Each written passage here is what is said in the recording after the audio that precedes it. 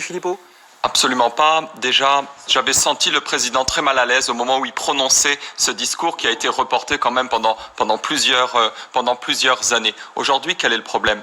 Il y a des gens, et il faut nommer les choses, qui utilisent la religion de l'islam pour en faire un objet politique de domination de certains endroits. Voilà, ce qui nous conduit à parler effectivement parfois de séparatisme, c'est-à-dire des gens qui veulent vivre avec leurs règles à eux en dehors des lois de la République, ce qui est proprement inacceptable. Oui, mais on retombe sur un schéma que moi j'ai vu se répéter encore et encore sur tous les sujets depuis le début de ce quinquennat. Quel est ce schéma?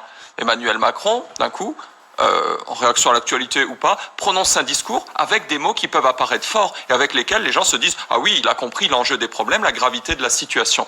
Derrière, les ministres récupèrent la chose. Et on voit déjà que c'est clairement atténué par rapport à ce qu'on pouvait espérer de son discours. Et ensuite, troisième phase. C'est pas ce que dit la majorité.